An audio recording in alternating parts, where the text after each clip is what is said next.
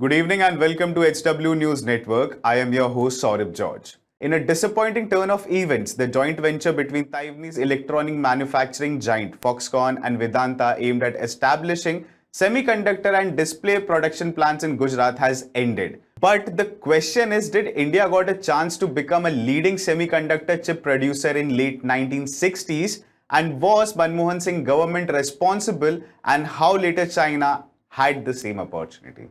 But before telling the story behind this, let me first give you insights and what are the three processes of chip production. But before telling the story behind this, let me first give you insights on what are the three processes of chip production.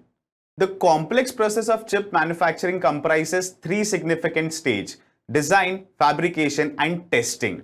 While India possesses capabilities in stage 1 and 3, it lacks a crucial component in second stage, fabrication. Notable integrated device manufacturers like Intel perform all three steps, while companies such as ARM and Apple focus primarily on design, outsourcing, fabrication, and assembly. Chip fabrication, commonly conducted in large manufacturing plants called fabrication foundries, play a vital role in numerous sectors, from mobile phones, computers, gaming devices, automobiles, smart applicants, defense equipments, and even satellite. All rely heavily on semiconductors. Now coming back to our first question, did India got a chance to become a leading semiconductor chip producer in late 1960s? During 1960, Fairchild Semiconductor contemplated establishing a fabrication plant in India. However, due to bureaucratic challenges, the company ultimately chose Malaysia over India. In 1962, Bharat Electronics Limited, a government-owned company, set up a fab to manufacture silicon and germanium transistors. Regrettably, Bharat Electronics Limited struggled to meet global quality and price standards, leading to its eventual shutdown. In 1987, Professor A.R. Vasudev Murthy of IISc collaborated with Bharat Electronics Limited to establish Metcam Silicon Limited, which aimed to produce semiconductors. This initiative presented a pivotal opportunity for electronics revolution in India.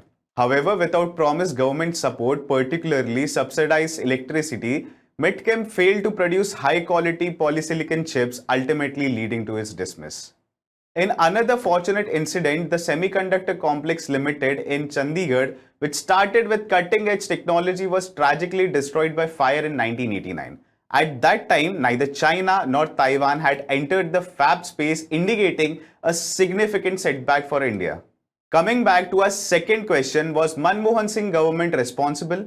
In 2006, the government under Prime Minister Manmohan Singh declared India's first semiconductor policy. However, progress in this area remained stagnant for 6 years. It was only in 2011 that the government invited expressions of interest from foreign companies to invest in India. Critics argue that the lack of serious commitment from the government hindered semiconductors manufacturing in the country. In fact, in 2013, the World Semiconductor Council was compelled to write a letter to the government urging cooperation in promoting the semiconductor industry in India. In fact, in 2013, World Semiconductor Council was compelled to write a letter to the government urging cooperation in promoting the semiconductor industry in India.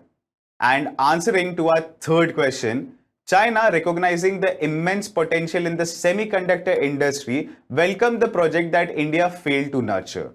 Offering the necessary support and resources, China attracted the company that had initially set its sight on India.